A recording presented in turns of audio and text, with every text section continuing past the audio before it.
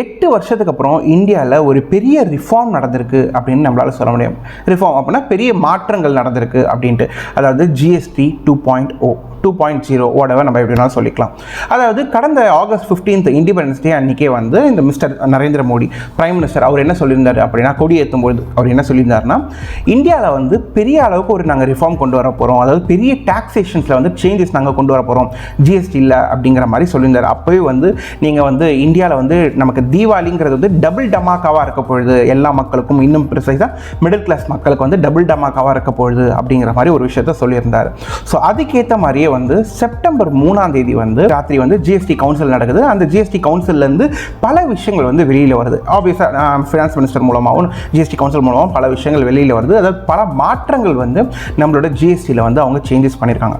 So இது மூலமாக நமக்கு பல விஷயங்கள், பல ப்ராடக்ட்ஸ், அதாவது மெஜாரிட்டியாக ஒரு 90% ஆஃப் த ப்ராடக்ட்ஸ் நம்ம யூஸ் பண்ணக்கூடிய அன்றாட விஷயங்கள், அது நம்ம காலையில் இருந்து யூஸ் பண்ணக்கூடிய டூத் ப்ரஷ்ஷு, பேஸ்ட்டு, ப்ரஷ்ஷு, அப்புறம் சோப்பு, டிவி, வாஷிங் மிஷின், ஃபோனுன்னு ஆரம்பித்து நீங்கள் ப்ரைவேட் ஜெட்டு, அதுக்கப்புறம் ஏர்போர்ட்ஸ், எல்லாமே அந்த ஃப்ளைட்ஸ்ன்னு சொல்லிட்டு எது வாங்கினாலுமே அதோட விலைகள் வந்து குறைய போகுது. சில விஷயங்கள் மட்டும் விலை ஏறுது.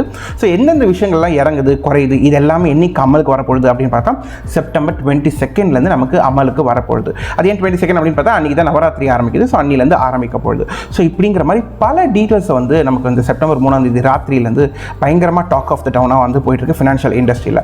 ஸோ இன்னைக்கு வீடியோவில் நம்ம என்னென்ன பார்க்க போகிறோம் அப்படின்னா, ஜிஎஸ்டி கவுன்சிலில் என்ன விஷயங்கள்லாம் பேசியிருக்காங்க, அண்ட் அது வந்து நம்மள மிடில் கிளாஸ் மக்களோ இல்லை என்ன மாதிரி மாற்றங்களை வந்து இந்தியாவில் கொண்டு வரப்போகுது, இது ஏன் ஒரு பெரிய ரிஃபார்ம் அப்படின்னு சொல்கிறாங்க, அண்ட் இந்த ஜிஎஸ்டி மீட்டிங் ஏன் இப்போ நடக்குது, இந்த சேஞ்சஸ்லாம் ஏன் இப்போ பண்ணுறாங்க, இவ்வளோ வருஷம் எல்லாமே ஏன் இப்போ பண்ணுறாங்க, அண்ட் ஃபைனலாக இதோட ரியாக்ஷன் ஸ்டாக் மார்க்கெட்டில் நம்மளோட இன்வெஸ்ட்மெண்ட்ஸில் எப்படி மாற்றங்களை கொண்டு வரப்போகுது அப்படிங்கிற மாதிரி பல விஷயங்களை பற்றி இந்த ஒரே வீடியோவில் வந்து நம்ம பார்க்க போகிறோம். ஸோ இந்த மாதிரி ஃபினான்ஷியல் கண்டென்ட் உங்களுக்கு வேணும், நீங்கள் வந்து உங்களுக்கு லைக் பண்ணிக்க ரொம்ப பிடிச்சிருக்கு அப்படின்னா சேனலுக்கு மறக்காமல் சப்ஸ்கிரைப் பண்ணிவிட்டு அண்ட் பெல் ஐக்கானும் கிளிக் பண்ணிக்கோங்க. ஸோ தட் நம்ம போகிற எல்லா வீடியோஸோட நோட்டிஃபிகேஷனும் உங்களுக்கு உடனே ட்ரெண்டாக வந்துகிட்டே இருக்கும். ஸோ சரி, வீடியோக்குள்ள போயிடலாம். பை தி வே, எல்லாருக்கும் வணக்கம். நான் தான் Prakash. Welcome to track world.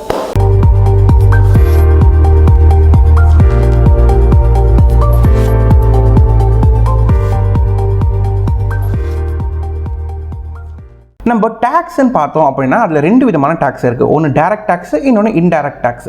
இப்போ இந்த ஜிஎஸ்டி வந்து இந்த இன்டைரக்ட் டேக்ஸில் தான் வரும். ஸோ ஜிஎஸ்டி அப்படின்னா என்னென்னா குட்ஸ் அண்ட் சர்வீஸ் டேக்ஸ் அப்படின்னு சொல்லுவாங்க. ஸோ இந்த ஜிஎஸ்டியை பொறுத்த வரைக்கும் பொதுவாக டைரக்ட் டேக்ஸை பொறுத்த வரைக்கும் நம்ம இன்கம் டேக்ஸ் பே பண்ணுறோம், அவங்களாம் வந்து நல்லா பணம் சம்பாதிக்கிறவங்க பே பண்ணுவாங்க அப்படின்னு நம்ம டைரக்ட் டேக்ஸில் வச்சுக்கலாம். பட் இந்த இன்டைரக்ட் டேக்ஸ் ஜிஎஸ்டியில் பார்த்தோம்னா நீங்கள் வந்து ஏழையாக இருக்கலாம், இல்லை பணக்காரங்களாக இருக்கலாம். அதாவது நீங்கள் இருக்கிறதுலேயே லோவஸ்ட் பீப்புளாக, ரொம்ப ரொம்ப கம்மியான, வெறும் உங்களுக்கு பெரிய அளவுக்கு வருமானமே இல்லாமல் அப்படி இருக்கிறவங்களா இருக்கலாம். ஒரு நாளைக்கு 500 ரூபா தான் நான் சம்பாதிக்கிறேன், யாராக இருந்தாலும் அடித்தட்டு மக்கள்ல இருந்து உலகத்திலேயே, அதாவது இந்தியாவிலே ரொம்ப பெரிய பணக்காரங்களா யாராக இருந்தாலும் அவங்க ஜிஎஸ்டி பே பண்ணுவாங்க. நம்ம வாங்கக்கூடிய சீப்பு, சோப்பு, ஷாம்புன்னு ஆரம்பித்து நீங்கள் பெரிய பெரிய லக்ஸுரி கார் வாங்குறீங்க, இல்லை ப்ரைவேட் ஜெட் வாங்குறீங்க, என்ன வாங்கினாலும் உங்களுடைய சர்வீஸில், அதாவது நீங்கள் வாங்கக்கூடிய பொருட்கள்லையும் இல்லை நீங்கள் பண்ணக்கூடிய சர்வீஸ் எதுவாக இருந்தாலும் அதில் ஜிஎஸ்டி அப்படிங்கிற மாதிரி ஒரு விஷயத்தை ஆட் பண்ணுவாங்க. அதுதான் டேக்ஸ், அது இன்டைரக்ட் டேக்ஸ் அப்படின்னு சொல்லுவோம். ஸோ இந்த ஜிஎஸ்டி வந்து 2017 வந்து இன்ட்ரடியூஸ் பண்ணுறாங்க நம்மளோட மோடி கவர்மெண்ட். அவங்க வந்து இன்ட்ரடியூஸ் பண்ணுறாங்க. ஸோ அவங்க பண்ணுறதுக்கு முன்னாடி மல்டிபிள் டாக்ஸஸ் இருந்துச்சு. நமக்கு சர்வீஸ் டாக்ஸ் அது இதுன்னு சொல்லிட்டு நிறைய டாக்ஸுங்கிறது, இந்த மாதிரி பல டாக்ஸ் இருக்கிறதால மக்கள் குழம்புறாங்கன்னு சொல்லிட்டு தான் ஜிஎஸ்டி வந்து உள்ளே இன்ட்ரடியூஸ் பண்ணுறாங்க. அந்த ஜிஎஸ்டியில் வந்து 4 மேஜர் ஸ்லாப்ஸாக வைக்கிறாங்க. ஒன்று 5%, இன்னொன்று 12, 18, அப்புறம் 28% இப்படின்னு சொல்லிட்டு 4 ஸ்லாப்ஸாக வந்து ஜிஎஸ்டியை பிரிக்கிறாங்க. ஸோ இப்போ இந்த ஜிஎஸ்டி 2.0ல என்ன பண்ணியிருக்காங்க அப்படின்னா, இந்த 4 ஸ்லாபையும் வந்து சுருக்கி 2 ஸ்லாபாக வந்து அவங்க கேட்டகரைஸ் பண்ணுறாங்க. ஒன்று 5%, இன்னொன்று 18% அப்படின்ட்டு 2 ஸ்லாபில் வந்து பிரிக்கிறாங்க.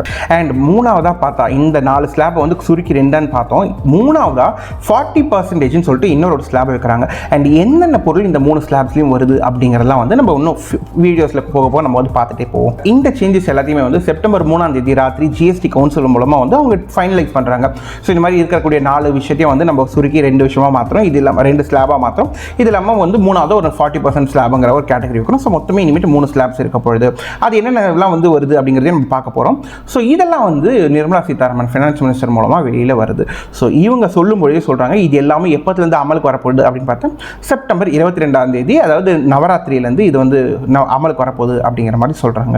ஸோ இதில் வந்து பல பேர் சில பொருட்கள் வாங்கலாம், அதாவது கொஞ்சம் எக்ஸ்பென்சிவான பொருட்கள் வந்து வாங்கலாம் அப்படிங்கிற மாதிரி நீங்கள் மைண்ட் செட் வச்சுருக்கலாம். லைக் ஒரு கார் வாங்குறதோ இல்லை ஏதோ ஒன்று ப்ராடக்ட்ஸ் நீங்கள் வாங்குறீங்க அப்படின்னா அதெல்லாம் இப்போ பல பேர் வந்து செப்டம்பர் 22க்கு அப்புறம் வாங்கிக்கலாம் அப்படின்னு சொல்லிட்டு அவங்க டிசிஷன்ஸ் கொஞ்சம் தள்ளி போட்டுக்கிறது பெட்டராக இருக்கும். ஏன்னா 22க்கு அப்புறம் வந்து எந்தெந்த விலைகள்லாம் எவ்வளோ குறையுது அப்படிங்கிறத நீங்கள் பார்த்துட்டு இப்போ இருக்கிறதுக்கும் அப்புறம் 22ஆம் தேதி தாண்டி இருக்கக்கூடிய விலைகளை பார்த்துட்டு கம்பேர் பண்ணிவிட்டு நீங்கள் எது வாங்கலாம் அப்படிங்கிற மாதிரி நீங்கள் முடிவு எடுத்துக்கலாம். சரி, இப்போ நம்ம என்ன பண்ண போகிறோம் அப்படின்னா என்னென்ன ஸ்டெப்பில் எந்தெந்த பொருட்களை எப்படி மாற்றிருக்காங்க அப்படிங்கிறத நம்ம பார்ப்போம். ஸோ ஃபஸ்ட்டு நம்ம பார்த்தோம் அப்படின்னா இப்போ நீங்கள் வந்து சேவ் பிக் ஆன் டெய்லி எசென்ஷியல்ஸுங்கிற மாதிரி போட்டிருப்பாங்க. இப்போ வந்து இந்த hair shampoo, tooth paste, hair oil ஆரம்பிச்சு டாய்லெட் ப்ரஷ், பேஸ்ட்டு சொல்லிட்டு எல்லாமே இந்த முன்னாடி 18% இருந்தது, இப்போ இது எல்லாமே வந்து 5%ங்கிற மாதிரி மாறப்போகுது. அப்புறம் முன்னாடி இப்போ நீங்கள் வெண்ணெய், அந்த கீ, டெய்ரி ப்ராடக்ட்ஸ் எது வந்தாலும் 12%, 5% மாறப்போகுது. அப்புறம் யூட்டன்சில்ஸ், அதுக்கப்புறம் மிஷினரிஸ், பார்ட்ஸ்ன்னு சொல்லிட்டு எல்லாமே இருந்தது 12-18% இருந்த எல்லாமே இப்போ 5%ங்கிற மாதிரி ஜிஎஸ்டிக்கு மாறப்போகுது.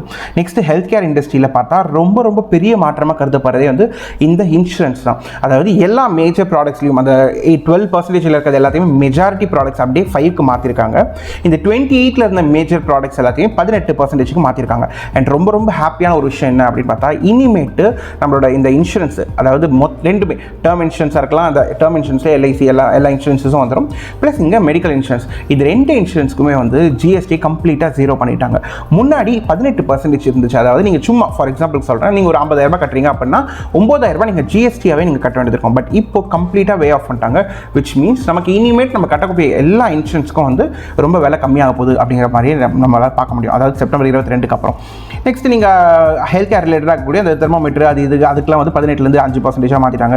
நெக்ஸ்ட் எஜுகேஷன் ரிலேட்டடாக குழந்தைங்களுக்கு இந்த map, chart, globe, pen, pencil இந்த மாதிரிலாம் வாங்க போல அதெல்லாமே வந்து முன்னாடி 12% ஆகுது. அதையுமே கம்ப்ளீட்டாக வந்து ஃபுல்லாகவே 0 ஆக்கிட்டாங்க. குழந்தைங்களுக்கு படிக்கிறதுக்காக அவங்கள என்கரேஜ் பண்ணுற விதமாக, அவங்களுக்கு ஃபினான்ஷியலாக அவங்களால வந்து சப்போர்ட்டிவாக இருக்க மாதிரி இது பண்ணியிருக்காங்க. நெக்ஸ்ட் இப்போ இந்த ஃபார்மர் அக்ரிகல்ச்சர் ரிலேட்டடாக பார்க்கும்போது அதையும் வந்து கம்ப்ளீட்டாக எல்லாத்தையுமே இந்த 12-18% எல்லாத்தையுமே வந்து 5%க்கு மாற்றிருக்காங்க. ஆட்டோமொபைல்ஸில் வந்து 28% இருந்தது எல்லாமே, அதை 18க்கு மாற்றி வச்சிருக்காங்க. அப்புறம் நம்ம வந்து ரொம்ப லக்ஸுரி ப்ராடக்ட்ஸாக முன்னாடி கன்சிடர் பண்ணியிருந்தது ஹேர் கண்டிஷனர் இதெல்லாம் 28% இருந்தது. ஏசி அதெல்லாமே, இந்த ஏசி, டிவி, மானிட்டர் இது எல்லாத்தையுமே வந்து 18%ங்கிற மாதிரி ஒரு கேட்டகரியில் கொண்டு வந்திருக்காங்க. ஸோ இது மட்டும் இல்லாமல் இப்போ நம்ம இந்த பேஜ் பார்த்தீங்கன்னா இப்போ நமக்கு தெரிஞ்சிருக்கோம் இங்கே 4 கேட்டகரியாக பிரிச்சிருக்காங்க, 0, 5, 18 and 40 அப்படின்ட்டு. 0ல் பார்த்தா நம்ம ஆல்ரெடி பார்த்த மாதிரி இந்த பராத்தா, இந்த தோசை, இட்லி மாவு எல்லாமே வந்து 0%ல் வந்துடும். அப்புறம் மீதி இருக்கிற 12%ல் இருந்தது இதெல்லாம் வந்து 0%க்கு மாற்றிருக்காங்க அப்படிங்கிற மாதிரி. உங்களுக்கு ஜஸ்ட் இது வேணா பாஸ் பண்ணிட்டு கூட நீங்கள் இதெல்லாம் பார்க்கலாம். So exercise book, map, pen, பென்சில்ங்கிற மாதிரி, அப்புறம் பேக்கரி ஐட்டம்ஸ் இதெல்லாம் வந்து 18%ல் 5%க்கு மாற்றிருக்காங்க. 18%ல் இருந்த பல விஷயங்களை, 28%ல் இருந்த பல விஷயங்களை 18க்கு மாற்றிருக்காங்க. அண்ட் இந்த 40% என்ன அப்படின்னா எதெல்லாம் சின் ப்ராடக்ட்ஸ், அதாவது இது அபாயகரமானது அப்படிங்கிற ரொம்ப இது சாப்பிட்டா உடம்புக்கு ரொம்ப கெடுதல் அப்படின்னு எதெல்லாம் நினைக்கிறாங்களோ அந்த ப்ராடக்ட்ஸ் எல்லாத்தையுமே வந்து 40%ங்கிற ஒரு கேட்டகரியில் போட்டுருவாங்க. ஸோ அப்படி பார்க்கும்போது இப்போ பாருங்கள் பான் மசாலா, அதுக்கப்புறம் வந்து நீங்கள் கார்பனேட்டட் ட்ரிங்க்ஸ், இப்போ இருக்கிறதுலே நமக்கு விலை ஏறும். நம்ம சராசரியாக டெய்லி யூசேஜ் பண்ணக்கூடிய ஒரு பொருள் விலை ஏறுது அப்படின்னா அது ஏரியேட்டட் ட்ரிங்க்ஸ் தான். அதாவது நம்ம பார்க்கும்போது இந்த நான் ஆல்கஹாலிக் பிரிவரேஜ்னா போடுறாங்க, நம்ம கோக், பெப்சி எல்லாமே இருக்கல, இதோட ரேட்டிங் எல்லாமே வந்து இப்போ விலை ஏறப்போகுது. இது மட்டும் தான் நம்மளை இம்பாக்ட் பண்ணி, ஏன்னா பல பேர் வந்து ரொம்ப ஈஸியாக பார்க்க முடியுது. இப்போ கோக்கு, பெப்சி, மிரண்டா அது இதுன்னு சொல்லிட்டு பல ப்ராடக்ட்ஸ் வந்து நம்ம டெய்லி யூசேஜில் வந்து சாப்பிட்டுட்டு இருப்பாங்க. ஸோ அவங்களுக்குலாம் கொஞ்சம் விலை மாற்றம், கொஞ்சம் ஏற்றம் இருக்க தான் செய்யும். மற்ற விஷயங்கள் எல்லாத்தையுமே விலை குறைச்சிருக்கு, இது மட்டும் வந்து ஏறிட்டு இருக்கும். ஸோ இதெல்லாமே கூட அவங்க வந்து சின் ப்ராடக்ட்ஸாக வந்து கேட்டகரைஸ் பண்ணியிருக்காங்க. நம்ம கொஞ்ச நாளைக்கு முன்னாடி கூட நம்ம ஒரு நியூஸில் பார்த்துருப்போம். அதாவது கோயம்புத்தூரில் இருக்கக்கூடிய அன்னபூர்ணா ரெஸ்டாரண்ட் அதோட ஓனர் அவங்க வந்து ஃபினான்ஸ் மினிஸ்டர் நிர்மலா சீதாராமனோட பேசியிருந்திருப்பாங்க. அதாவது ஒரு பன் பட்டர் ஜாமுன்னே எடுத்துக்கிட்டோம் அப்படின்னா அதுக்கு பன்னுக்கு ஒரு ரேட்டு, அதுக்குள்ளே போடுற பட்டருக்கு ஒன்று, ஜாமுக்கு ஒன்றுன்னு சொல்லிட்டு பல ஜிஎஸ்டி போடுறதுனால அதுக்கு ஃபைனலாக பில் பண்ணும்பொழுது பல கஸ்டமர்ஸ் எங்ககிட்ட வந்து கேட்குறாங்க, எங்களுக்கே ரொம்ப கன்ஃபியூஷனாக இருக்குது அப்படிங்கிற மாதிரி ஓப்பனாகவே வந்து அதை பற்றி கேட்டிருந்திருப்பாங்க. ஸோ அதே மாதிரி அதாவது முன்னாடி வந்து பல ஜிஎஸ்டி ஒவ்வொரு ப்ராடக்ட் ஒவ்வொரு மாதிரி, பட் இப்போ கவர்மெண்ட் வந்து அதையுமே கொஞ்சம் சிம்பிளிஃபை பண்ணுற விதமாக வந்து ரொம்ப சிம்பிளிஃபைடாக இது எங்கே சாப்பிட்டாலுமே வந்து பன் பட்டர் ஜாம் சின்ன கடையில் சாப்பிட்டாலுமே ஒரு ரெஸ்டாரண்ட் சாப்பிட்டாலும் எதுவும் இருந்தாலும் ஒரே மாதிரி தான் ஸ்லாப்ல இருக்கும் அப்படிங்கிற மாதிரி கொஞ்சம் சிம்பிளிஃபை பண்ணியிருக்காங்க. சரி, இப்போது இந்த ஜிஎஸ்டி 2.0 ஏன் இந்த நேரத்தில் கொண்டு வரணும்? இத்தனை வருஷம் 8 வருஷம் இல்லாமல் அது இப்போ கொண்டு வரதுக்கு என்ன காரணம் அப்படின்னா இது கொஞ்சம் அசம்ஷன் தான். இது எப்படின்னா இப்போ நமக்கு இந்தியாவுக்கும் ட்ரம்ப்புக்கும் பெரிய போராட்டமே வந்து போயிட்டுருக்கு. இந்த வார் மாதிரி போயிட்டுருக்கு. என்ன மாதிரினா ட்ராரிஃப் வார் அப்படிங்கிற மாதிரி. அதாவது இப்போ ட்ரம்ப் வந்து 50% நம்ம இந்தியா மேலே வந்து ட்ராரிஃப் போட்டிருக்காங்க. அதாவது இந்தியாவிலேருந்து எக்ஸ்போர்ட் பண்ணக்கூடிய எந்த ப்ராடக்ட்ஸ் ஆகும் யூஎஸில் வந்து நாங்கள் 50% ட்ராரிஃப் போடுவோம் அப்படின்னு சொல்லிட்டு. ஸோ யூஎஸ்க்கு எக்ஸ்போர்ட் பண்ணுறதுக்காகவே வந்து பல மக்கள், பல லட்சக்கணக்கான மக்கள், கோடிக்கணக்கான மக்கள் வந்து இங்கே வந்து பல ப்ராடக்ட்ஸ் வந்து உற்பத்தி பண்ணியிருக்காங்க. ஃபார் எக்ஸாம்பிள் இப்போ அக்ரிகல்ச்சர் ப்ராடக்ட்ஸ் நிறைய இந்த பல்சஸ், அந்த தானியங்கள், பல விஷயங்கள் வந்து உற்பத்தி பண்ணிட்டு இருக்காங்க, ப்ரொடக்ஷன் பண்ணுறாங்க. அதுக்கப்புறம் டெக்ஸ்டைல்ஸில் பல ப்ரொடக்ஷன் வந்து வந்து எல்லாமே எக்ஸ்போர்ட் ஆகினுக்குது யூஎஸ்க்கு. அப்புறம் இந்த எறா பண்ணைகள்லாம் இருக்குல்ல, அந்த எறாங்க எல்லாமே ஃபர்ஸ்ட் குவாலிட்டி ஆஃப் எறா எல்லாமே அங்கே போயிட்டு இந்த மாதிரி பல விஷயங்கள் யூஎஸ்க்கு வந்து எக்ஸ்போர்ட் பண்ணுறதை வந்து நம்ம டிபெண்ட் பண்ணி பல மார்க்கெட் இங்கே இருக்குது. பட் இனிமேட்டு எதுவுமே அங்கே எக்ஸ்போர்ட் பண்ண முடியாத ஒரு சூழ்நிலை வந்துருச்சு. ஏன்னா நம்மளோட ப்ராடக்ட் ஆப்வியஸாக அவங்க 50% டேரிஃப் போகிறாங்கன்னா 100 ரூபா விற்ற பொருள் எல்லாமே 150 ரூபாய்க்கு விற்பாங்க. அப்போ அமெரிக்காவில் இருக்கக்கூடியவங்க எல்லாருமே ஐயோ இந்தியாவோட ப்ராடக்ட் எல்லாமே விலை அதிகமாக இருக்குது, ஸோ நம்ம அது வாங்காமல் வேறு 120 ரூபா 130 ரூபாய்க்கு வியட்நாம் இல்லை மற்ற நாடுகள்லேருந்து வரக்கூடிய ப்ராடக்ட் தான் அவங்க ப்ரிஃபர் பண்ணுவாங்க. ஆப்வியஸாக அதை மட்டுமே நம்பி இருக்கக்கூடிய பல மக்கள் இங்கே இந்தியாவில் இருப்பாங்க. அவங்களோட வாழ்வாதாரம் ரொம்ப கஷ்டமாயிடும், அவங்களோட பிஸ்னஸ் ரொம்ப கஷ்டமாயிடும். இப்போது இந்த ஜிஎஸ்டி வந்து விலை குறையிறது மூலமாக இங்கே இருக்கிறவங்க வந்து அட்லீஸ்ட் அமெரிக்காவை டிபெண்ட் பண்ணாமல் உள்ளூர்லேயே அவங்களால வந்து அதிகமாக விற்பனை பண்ண முடியும். மக்களும் வந்து விலைங்கள்லாம் குறைஞ்சிருக்கு அப்படிங்கிறதால இன்னும் அதிகமாக கன்சம்ஷன்ஸ் அதிகமாகிட்டே இருக்கும், வாங்குறவங்களோட எண்ணிக்கை வந்து ரொம்ப அதிகமாகும்.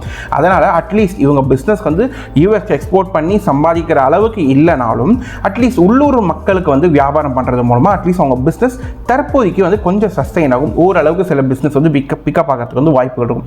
அதனால் இந்த ஜிஎஸ்டி 2.0 வந்து இந்த நேரத்தில் எடுத்துகிட்டு வந்திருப்பாங்களா, ட்ரம்ப்புக்கு பதிலடி கொடுக்குற விதமாகவும் இந்திய மக்களோட கன்சம்ஷன் அதிகப்படுத்துகிற விதமாகவும் கூட இது எடுத்துகிட்டு வரதுக்கான வாய்ப்புகள் ரொம்ப அதிகமாக இருக்குது. ஓகே, இப்போ இது எப்படி நம்ம ஸ்டாக் மார்க்கெட்டில் ரிஃப்ளெக்ட் ஆயிருக்கு அப்படின்னு நம்ம பார்த்தோம்னா, இப்போ இங்கே பாருங்கள், இது வந்து நிஃப்டியோட இண்டெக்ஸு. இது வந்து கரெக்டாக வந்து செப்டம்பர் 3ஆம் தேதி, இப்போ செப்டம்பர் 3ஆம் தேதி ராத்திரி தான் நமக்கு கிடையாது. செப்டம்பர் 4ஆம் தேதி பார்க்கும்பொழுது அந்த ஜிஎஸ்டி வந்து பெரிய ரிஃபார்ம். ஸோ ஆப்வியஸாக வந்து ஸ்டாக் மார்க்கெட் வந்து அடுத்த கட்டத்துக்கு ஒரு புல்லிஷ் மூவ் கொடுக்கறதுக்கு வந்து பெரிய வாய்ப்புகள் இருக்குங்கிற மாதிரி மார்க்கெட் எல்லாருமே நம்பிட்டு இருந்தாங்க. ஸோ வந்து 24,700லேருந்து அடுத்த நாள் வந்து நியர்லி 1% கிட்ட வந்து மேலேயே வந்து மார்க்கெட் பயங்கர ஓப்பனிங்கில் இருந்துச்சு. ஆனால் அது ஓப்பனிங் ஆனதுக்கப்புறமும் அதால் சஸ்டெயின் பண்ண முடியல, அதுக்கப்புறம் பயங்கரமாக விழுந்துச்சு மார்க்கெட். சரி ஓகே, 4ஆம் தேதி தான் இப்படி, 5ஆம் தேதி அதாவது வெள்ளிக்கிழமை அன்னைக்காவது எப்படி இருக்குன்னு பார்த்தா அன்றைக்கும் மார்க்கெட் வந்து சரியா இல்லை. ஸோ இப்போ இதுலேருந்து என்ன புரியுது அப்படின்னு பார்த்தா, இவ்வளோ பெரிய ரிஃபார்ம் நடந்தது. அதாவது உங்களுக்கு டேக்ஸ் வந்து 12 லட்சத்துக்குள்ளே இருக்கிறவங்க யாரும் டேக்ஸ் பே பண்ண வேணாம் அப்படின்னு ஒரு விஷயம் சொல்லியிருக்காங்க. இப்போ ஜிஎஸ்டியும் வந்து நமக்கு பெரிய சேஞ்சஸ் கொடுத்துருக்காங்க. இப்போ டேக்ஸ் ஜிஎஸ்டி ரெண்டுத்துலேயும் இவ்வளோ பெரிய மாற்றங்களை கொண்டு வந்தோம். நமக்கு வந்து மார்க்கெட் இன்னும் ஸ்டாக் மார்க்கெட் வந்து பெரிய ரேலி எடுக்க மாட்டேங்குது அப்படின்னா ஆப்வியஸாக இது வந்து சைட் வேஸ்ட்லேயே மூவ் ஆகிறதுக்கு வந்து பெரிய காரணம் வந்து இப்போ ட்ரம்ப்போட ஒரு அன்சர்டனிட்டி தான். அவர் எப்போ என்ன பண்ணுறாரு, இந்தியாவில் என்ன மாதிரி பண்ணுறாங்க, என்ன மாதிரி டேரிஃப்லாம் போயிட்டு இருக்குன்னு ஒரு அன்சர்டனிட்டி இருக்குது. ஸோ இது அதனால் இந்த ஜிஎஸ்டி கொண்டு வந்தாங்க. இது மூலமாக வந்து மார்க்கெட் மறுபடியும் ரேலி எடுக்கணும். பட் ஸ்டில் மார்க்கெட் வந்து ரேலி எடுக்கல அப்படின்னா நம்ம பார்க்காத ஒரு விஷயத்தை வந்து மார்க்கெட் அதோட பாயிண்ட் ஆஃப் வியூலேருந்து பார்க்குதோ, இல்லை இன் ஃபியூச்சரில் வந்து ஏதாச்சும் சில நெகட்டிவ் நியூஸ் வரதுக்கான வாய்ப்புகள் இருக்கோ அப்படிங்கிற மாதிரியும் சில கேள்விகள் இருக்க தான் செய்யுது. ஸோ இந்த கேள்விகளோட நீங்களும் இருங்க. ஸோ எப்போவுமே வந்து இன்வெஸ்ட் பண்ணுறதுல வந்து இப்போ இருக்கக்கூடிய சிச்சுவேஷனுக்கு ஒரு 50% இன்வெஸ்ட் பண்ணுங்கள், மீதி 50% வந்து கொஞ்சம் கேஷ் ரிசர்வாக ஒரு ஆர்டி மாதிரி சம்திங் ஏதோ ஒன்று போட்டு அதை ஹோல்ட் பண்ணுங்கள். மார்க்கெட்டில் ஒரு நல்ல ஆப்பர்ச்சுனிட்டி வரும்போது இந்த பணத்தை எடுத்து நம்ம வந்து நல்ல கம்பெனிஸ் இல்லை நல்ல மியூச்சுவல் ஃபண்ட்ஸுங்கிற மாதிரி வாங்க பார்ப்போம். மியூச்சுவல் ஃபண்ட்ஸை பொறுத்த வரைக்கும் நீங்கள் மியூச்சுவல் ஃபண்டில் இன்வெஸ்ட் பண்ணுறீங்க அப்படின்னா நீங்கள் டைமிங்லாம் வெயிட் பண்ணுறீங்க, நீங்கள் மாதம் போட்டுகிட்டே இருங்க. சில பர்டிகுலர் கம்பெனிஸ் நீங்கள் வாங்குறீங்க, ஸ்டாக்ஸ் வாங்குறீங்க அப்படின்னா மட்டும் ஒரு கொஞ்சம் கேஷ் ரிசர்வ் ஒரு 10-20% கேஷ் ரிசர்வ் கொஞ்சம் வச்சுக்கோங்க. ஃபியூச்சரில் எப்போ வேணாலும் தேவைப்படலாம். ஏன்னா மார்க்கெட் கொஞ்சம் அன்சர்டனாக தான் இருக்குது, அன்சர்டனாக தான் மார்க்கெட்டே இருக்குது. ஸோ இப்போ உங்களுக்கு ஒரு நல்ல கிளாரிட்டி கிடச்சிருக்கும் ஜிஎஸ்டி பற்றி அப்படிங்கிற மாதிரி நான் நம்புறேன். ஸோ இந்த வீடியோ உங்களுக்கு ரொம்ப இன்ஃபர்மேட்டிவாக இருந்துச்சு அப்படி நம்புறீங்கன்னா லைக் பண்ணிட்டு சப்ஸ்கிரைப் பண்ணிட்டு பக்கத்தில் பெல் ஐக்கானும் கிளிக் பண்ணிக்கோங்க. ஸோ நோட்டிஃபிகேஷன் நம்ம வீடியோஸ் எல்லாமே உங்களுக்கு வந்து சேர்ந்துகிட்டே இருக்கும். மறுபடியும் ஒரு நல்ல இன்ஃபர்மேட்டிவ் வீடியோ உங்களை மீட் பண்ணுறேன். Till then take care, have a nice day. Video கிடைச்சிருக்கும் பார்த்த எல்லாருக்குமே ரொம்ப நன்றி. சைனிங் ஆஃப், பிராக் வேர்ல்ட்.